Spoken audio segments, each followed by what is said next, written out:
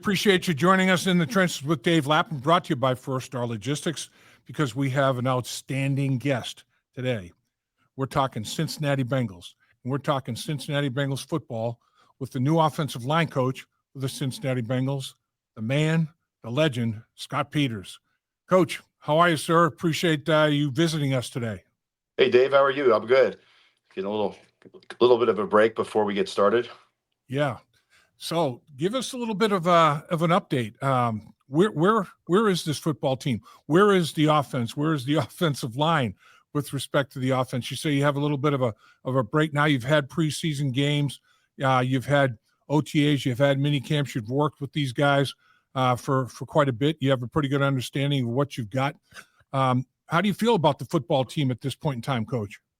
Well, I feel good. I think I think all 32 teams probably feel good going in. Right. But I think we had a good camp. From my perspective, the line we've gotten better. We've made some steps forward. I think some of the guys all of the guys really we have made improvements in their game. So I feel pretty confident about where we're at right now. But we'll see. We're going to go out and we're getting started here early. We got a divisional opponent first, so with a tough defense. So, but as far as I'm concerned, I like the mindset. I like the direction, and I like the way the guys responded in camp. So, looking forward to getting things kicked off.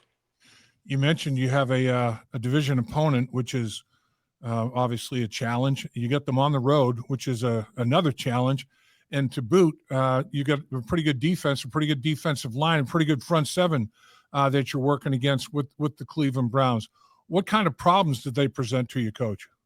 Well, they're a fast defense. They have very good pass rushers. They have, Jim Schwartz is an excellent coordinator. He keeps it simple. Those guys go hard. It's a jet defense. They've made some upgrades on personnel in some ways, and especially on the front. And they're good. I mean, and they got we know who they are, and so we understand the challenge that we have in front of us. I think you obviously have Myles Garrett. But there's a whole series of other guys that they have as well on the front, and linebackers are good, and the secondary is good. So they're good defense. You mentioned they have Myles Garrett. He's one of the best that the NFL has to offer. I mean, this guy he's a freak of nature, physically and mentally. I mean, he has a very big understanding of the game of football. He loves the game of football, and that's what it takes to be great. What kind of improvements have they made otherwise? What kind of upgrades did they make to the personnel on that defensive unit, Coach? Well, I mean, on the defensive line, they took the 5th pick in the draft. They got a defensive tackle. They brought in Mason Graham. They brought in Malik Collins, who's in my opinion, maybe the best or top 5 pass rushing defensive tackles in the league. So he's a really good player.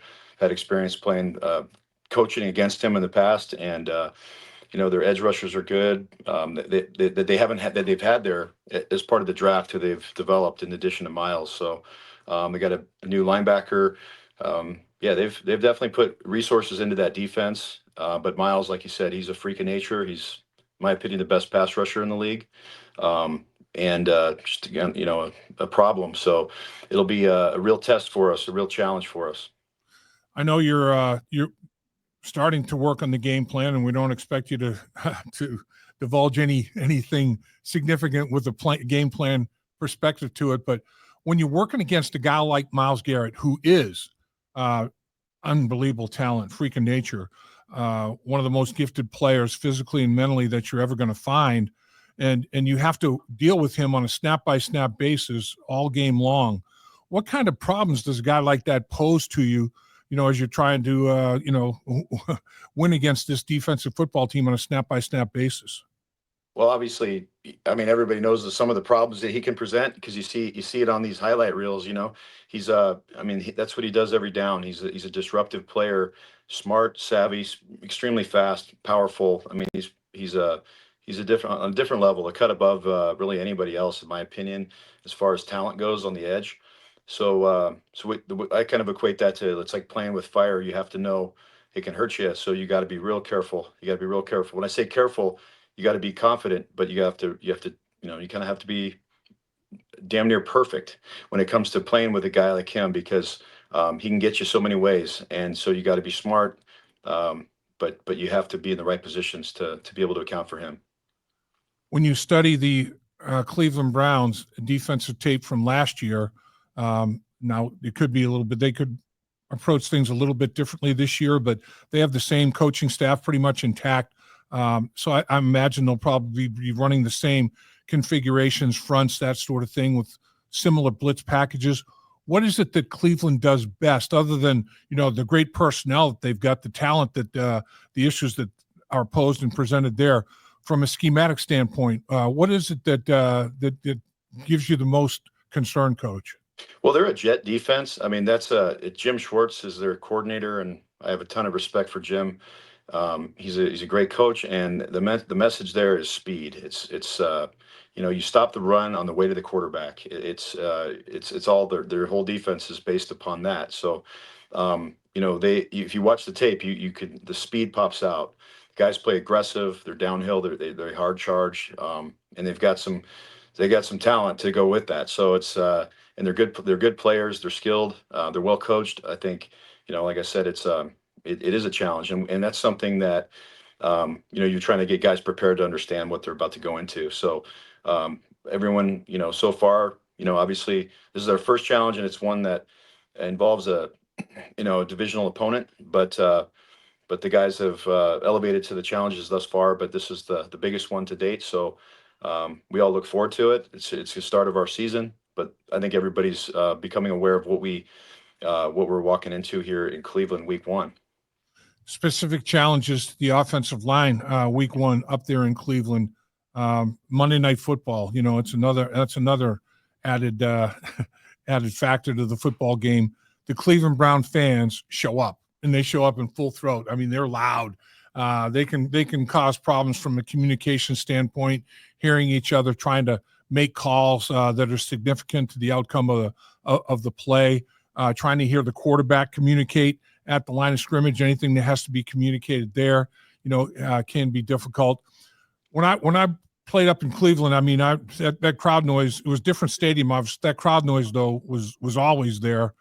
And dealing with that, it's a little bit of a factor, because now you have to look at the football and move when the ball moves. It's almost like you're doing exactly what the defensive linemen are doing. So it kind of nullifies or neutralizes, an advantage that you might have had, particularly even at inside at the guard position. And I think that's going to be a significant battle in the football game. I think who wins the battle between the Bengals guards and the Cleveland Browns defensive tackles are going to get a leg up in this football game. What do you think about that, Coach?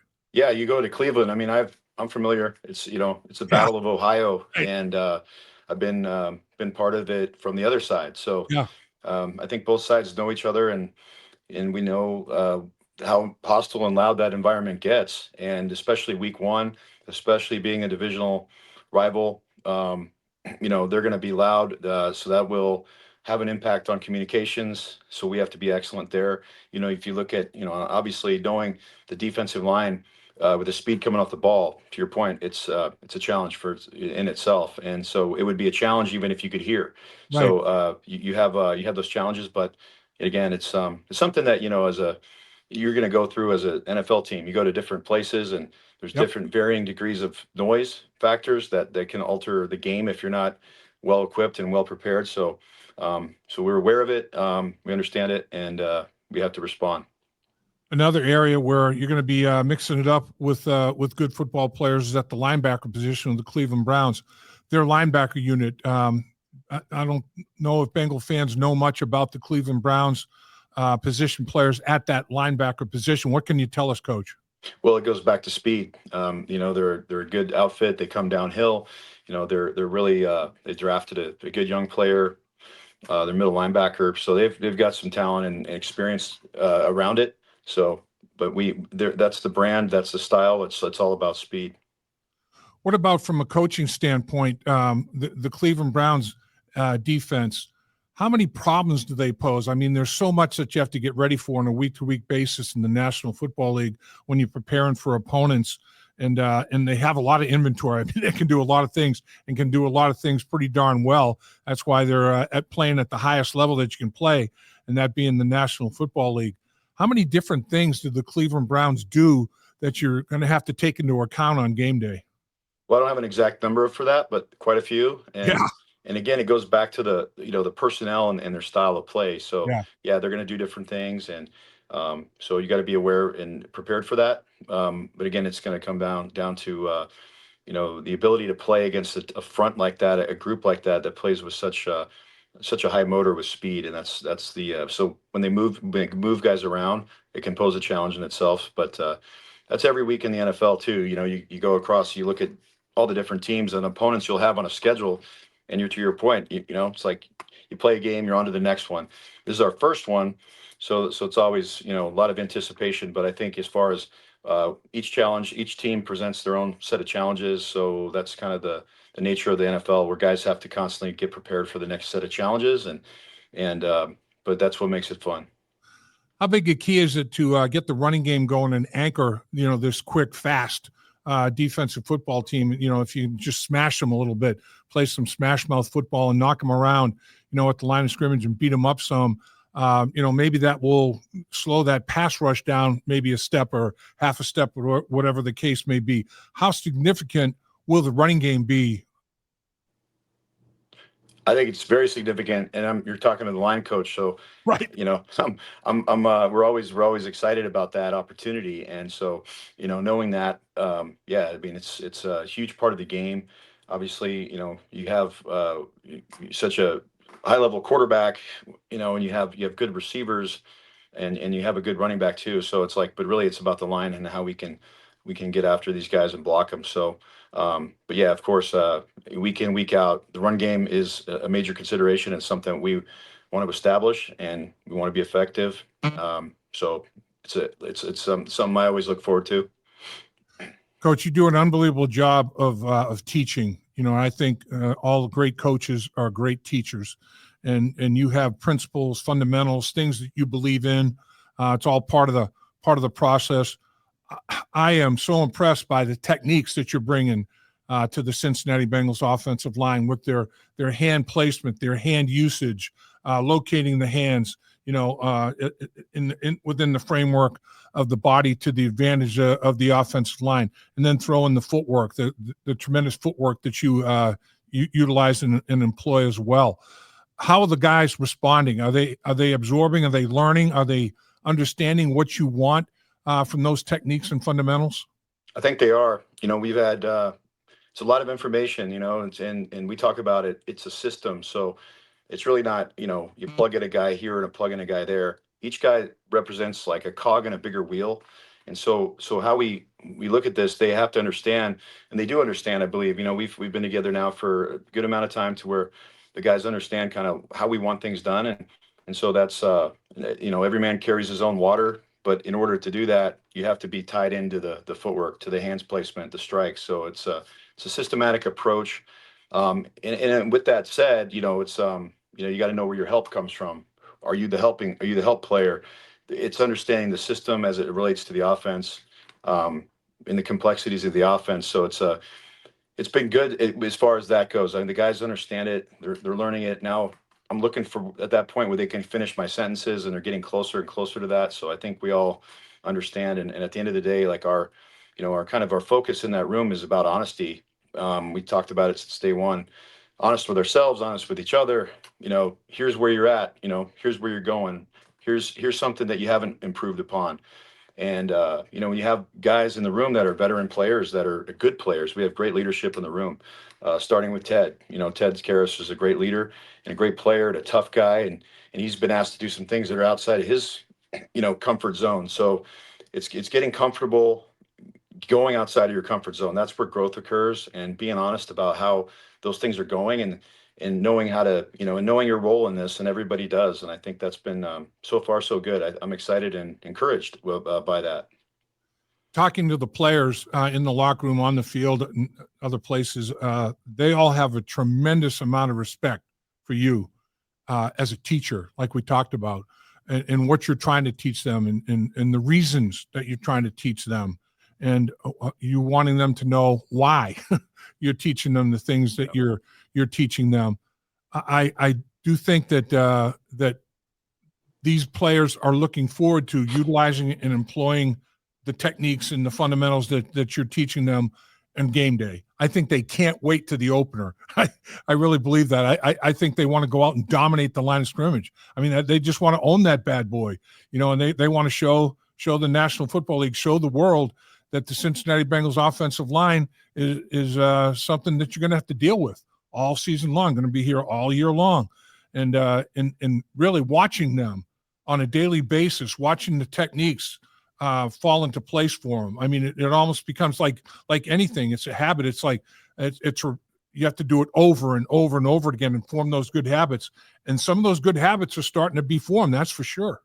Yeah, and that's right. I mean, I think the thing that the challenge you have when you come into a new place with new stuff and new techniques is, and some guys look at you like, they get nervous, or it's Right. not always going to be pretty. You're Yeah. going to go out there and I'm asking you to do some things you're not comfortable, you've never done before. Right. And it may not be pretty, but the whole thing is like, you got to keep working at it. Okay. You got to keep trying it. Don't be reluctant to attempt this, because the only time I tell the guys, like, the only time I'm going to be upset is if you're not honest with me, if you're not honest with yourself, and if you don't attempt to employ these things. So, and they know that. I think that they've gained a lot of confidence, because it doesn't happen for you instantly, so it's always a process. And like I tell them too, it's like you're either growing or you're dying, so which way are you can't just stay even. So guys have to continually, perpetually get better. That's the message that we convey constantly, is and then when they find success in using those techniques, it really breeds more belief and more buy-in, and a better understanding of what we guys have to do on an ongoing basis. Because if it's movement patterns, you're building movement patterns, and obviously you mentioned they have to understand why we do things the way we do. Everything has a why. It's been well thought through. It doesn't mean it's the best way, but it's the best way we know how at this time. We're always looking to evolve and improve, but that's where coaching is also about constant evolutions and constant improvements. But we're really putting a lot on those guys to look. We want to improve on an ongoing basis. It's continual. It's perpetual. And it's something that really is a hallmark of the best players that play the game. But we want the unit to be that way. That every man in the unit is kind of interchangeable in that realm. They might be playing the same one position, but they get plugged in there no matter where they are in the depth, and they should be able to do things just like the guy in front of them. So that's the goal. I think that there's buy-in from that, and I think they see the results of it when they do it right. And it's not always pretty, and it's not always done right, but that's okay. We continue to look at it, evaluate it, and we keep drilling and drilling, because that's the only way to get that going. Because a lot of things, you can have the fundamental movement patterns, but then do you have them? Do you have the right timing? Do you have the right placement? Do you have the right spacing? Right. There's a lot that goes into this, and as far as the guys and the response, it's been really positive. So I'm really encouraged.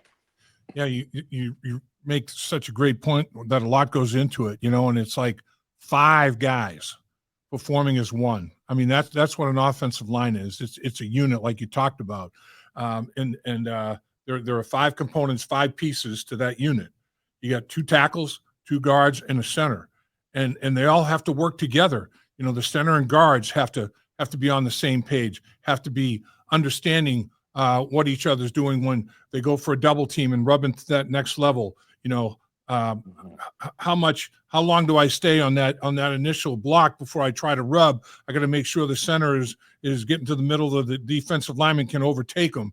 I have to time that out right, and like you said, and space it, and all those good things. Same thing with guards working with tackles, and then throw in the pass rush. It's like very rarely is it just straight pass rush in the National Football League. Although they're good enough, there's no question. They're all great pass rushers, but then they start to twist and stunt, and super loop and defensive tackles looping all the way around defensive ends and defensive tackles that are crashing inside, and so it's a lot. I mean, people, I don't think people have any understanding. True football fans do. People that played football and watching the game understand, but I mean, they don't have that true understanding unless you have played it, about how much goes into understanding and learning the game of football, and then understanding and learning it, with the guy next to you, see it through the eyes of both, and there's a lot to that. How is that part of it? How is that process working for you, Coach?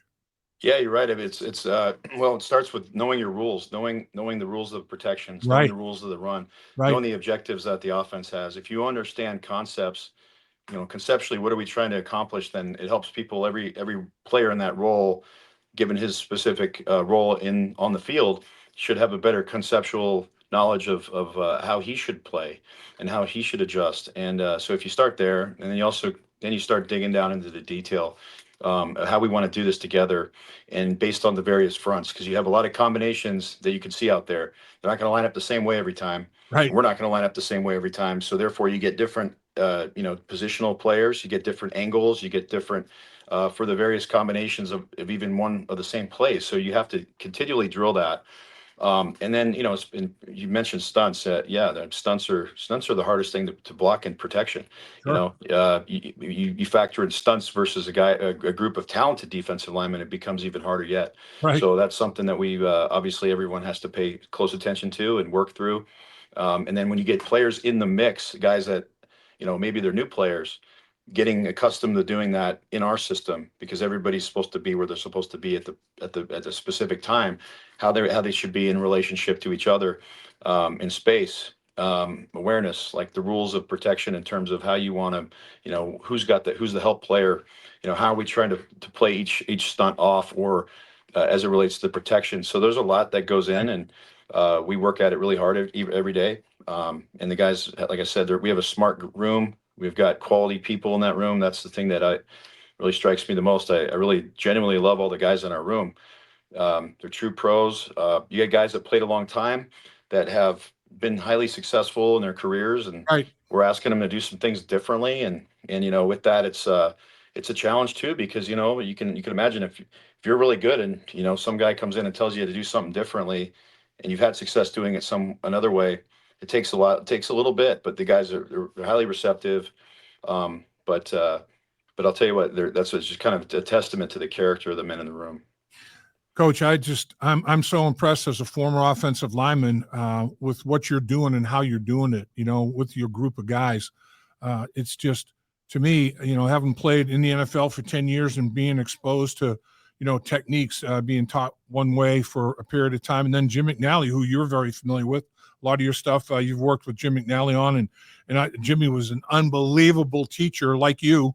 And I was blessed to have him as my offensive line coach the last few years in the league. And I mean, nobody had us more prepared than Jim McNally to play the game of football. And every single guy that you've got in this offensive line, I have the utmost respect for. I mean, I look at these guys and, man, I'm like, I'd love to be a teammate of these guys. I mean, these are the guys, these are the kind of guys you want to go to war with, man. You want to go to battle. It's like these dudes, you can put your full faith and trust, and they're going to take care of business, man. And it's like one snap at a time, one rep at a time, and we're gonna advance, make some first downs, score some points, get it done. Talk about the character of the guys as football players, football character as men, character as human beings. What kind of people do you have up front for the Cincinnati Bengals, Coach? We got great people up front. They're great people. Like I said, starting with Ted, you got a guy who, he's made his way in this league. Hard work, grit, intelligence, just relentless. And he's a great leader. And he's the one that kind of sets the tone for those guys out there. You got Orlando Brown, unbelievable human being, outstanding leader. He's a guy that's had high success in his career. Yep. He's accountable. He takes coaching really well. He's a smart guy. He's extremely intelligent, and a good person too, And so it's awesome when you get a guy that's a talent that has that kind of like character that goes with it. And you enjoy coaching him. Exactly. Amarius Mims is another guy. He goes, he's a second-year player, but what a good person, and a guy that's wired. He's smart. He's just learning how how the game is played at this level, and I think he's making strides. So it's good to see that. And we have Dylan Fairchild, another tough guy, smart guy. Love him. Jalen Rivers. We got Lucas Patrick, Lucas is the epitome of it. I mean, he's a incredible teammate, incredible player, a guy that was undrafted and like overcame the odds and continually gets better. Yeah. So those are just, and I'm missing guys too. So we have some great guys. It's like, to your point, it's one of those scenarios where to your point about, I would have loved to have played with those guys. I feel the same way. Right. So it's fun because those guys are close, they're tight, everyone holds everyone accountable. It's a good scenario as far as character and intelligence go, and those are two of the most important things, as you know, in building an offensive line room. Everyone holding each other accountable. That's a great comment, Coach. And that's what I noticed at practice too. You've got some veteran players. You got like Orlando Brown, Ted Karras, like you said, they've been around the block, man. They've been they've been in the league for a while. They've had different coaches, head coaches, line coaches, different teammates, different successes on a season-to-season basis. Have lived through it all. Have made the necessary adjustments. They're still performing at an extremely high level. They've learned how to adjust and how to adjust to adjustments. There's no question about that. And now they can also help with these young players that you got. You got a young guy in Mims in his second year. You got Jalen Rivers, a young buck. You've got players that you're going to try to develop and bring along and help them have tremendous careers. They're in the early stages of those careers. And I think they're very fortunate to have these guys as role models, as examples when they go out on the practice field every day to see how they practice, what they focus on, how intentional they are, and how smart they are as football players, and how important the game is to them. I mean, the game is everything to these guys. So I think you've got a nice blend of youth and experience, don't you? I think so too. I think the people that the organization has brought in the building, they're, like I said, character and intelligence, and now everyone's in a little different place as far as like how long they've been in the league, where they are contractually, or from an experience perspective. But there's a great blend of character leaders in this room. So guys that can help these younger players, and the younger players can even inspire some of the older players, because if you get guys like doing a really good job at a technique, and then the older players they'll be the first to point out and compliment the young guy. But you kind of also see the older players go, okay, I gotta get mine better. I gotta do Yeah. this better. So it's a good thing. It's you want to build a culture of improvement, and like I said, and constantly looking at how things are done. There's open dialogue. It's you kind of want to. I try to take the Socratic method on, where you can, you want them to talk and teach you. They can teach each other, and takes Sure. some time to get that off the ground. But I think we're moving ahead, and it's good to see those guys. Really, because at the end of the day, I'm just a coach, and it might have there's importance in that role. It's teaching, it's getting guys aligned, it's kind of managing the operation here, and getting guys to understand why we do things, how we do things, and set the tone that way on the practice field in the meeting room. But it's not me who's playing, it's those guys. So you want them to own every bit of it, and I think they've done a good job with that so far. Own every bit of it. Another great line coach. You got young players, you got veteran players, you got Orlando Brown, Ted Karras, two unbelievable examples of what any team, any organization in the National Football League would like to have up front in their offensive line. I mean, these guys are high level performers, high level human beings. They're just tremendously competent in every sense of the word. High character, high football character, everything we talked about with respect to that.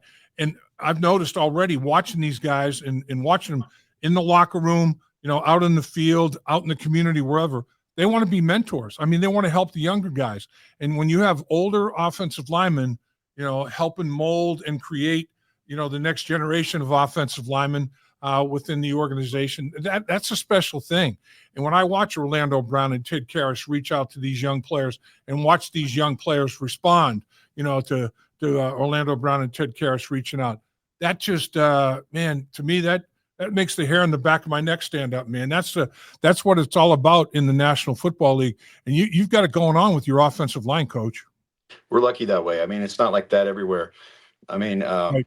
we live in a world where it's all about personal achievement and personal accomplishments, and guys are constantly getting, it's like people want something for nothing. There's an entitlement level in many ways, and I think it's going on, at every level of football, but not with these guys. These guys come in to work. They understand what it takes to play at a high level.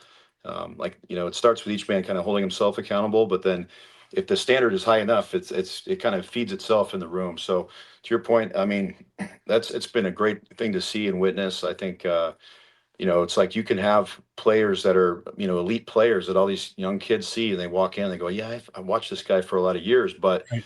Right. then maybe that guy's not such a good role model for those guys, so we don't have that problem here. We have guys that work hard, they're accountable, they're tough, they're highly engaged in everything that we do. It's just from even like Ted and Orlando, as you mentioned, Lucas, guys that have been around the league a while. Yeah. Teaching young guys like how to take care of their bodies, teaching them how to build a process, some things that, a coach can give you some ideas. We give them a process, but now having your own process outside of that, outside the building, things that you do in pre-practice, post-practice, areas where, and then kind of being able to identify weaknesses. I mean, we do that on a constant basis. I do it as a coach is, these are your improvable areas. You want to make sure there's no secrets, there's no like confusion. It's all based on crystal clarity as to what you need to get better at here. I don't want to see that same thing come up week after week, because that means we haven't addressed the issue. So they'll see, if they see him the week after week, it's like, well, you got to do something a little bit extra. You got to work a little bit more, but you got to be conscientious of it. The guys are doing that, so it's been good for us as far as bringing in some young guys in the room, asking them to contribute early. If you have those examples to look after, and that we certainly do. Coach, finally, and appreciate you carving the time you carved for us. You're a heck of a good man, and I've always enjoyed our conversations, and you're a phenomenal podcast guest. There's no two ways about that. Thanks. Who was your guy? Who was your mentor? What coach had the biggest influence on you at a critical time in your football career where you kind of jumped to the next level? Because man, this guy, you just connected with him. It's like he had great ideas, great fundamentals, great techniques, and he could impart them and communicate them in such a way that you were like right in tune with him step for step. It's like you were dance partners, man. And who was that guy? Who's the guy that maybe took your game to another level, Coach? Well, that was Jim McNally. There you go. That was. It's an easy answer. I was the best coach I played for. Now, I loved a lot of my other coaches. I learned some things from a guy named Dan Cazzetto, who just passed away. He was my college coach. He was he taught me the mindset, the loyalty, to be just being honest and direct with people. There's Right. so many things that I could take away that I learned as a player from a coach. But McNally, to just fit your description, he's the coach that I played for that I regretted not playing more for him, because I only had one season with him. Right. But I mean, I was blown away by the detail. To your point, you played for him for a lot of years, so I was fortunate to have one season with him, and it just built a lot of confidence in my mind. When I'd have questions, he had the answers, and just really enjoyed playing for him, and still talk to him to this day, and still always learning from him. He's something else. He really is. I mean, he is a football guru. He's got an answer. He will answer every question that you've got, and there's no question about it. That there's a lot of thought that went into that, formulating that answer. He's something special, as are you, Coach. And we appreciate you carving time. I know it's a busy time for you guys. Don't have a game this weekend, but Cleveland's coming up. Yes, On the road up there. All the Brownies, all the Browns fans. It's going to be a good one, Coach. I'm looking forward to it. I'm looking for the offensive line to kick some tail, baby. It's time. Here we go. Yep. We're looking forward to the opportunity. Thanks, Dave. Great appreciate you having me on. Great talking to you, Coach. Can't thank you enough. Appreciate you. You're welcome. See ya. Take care.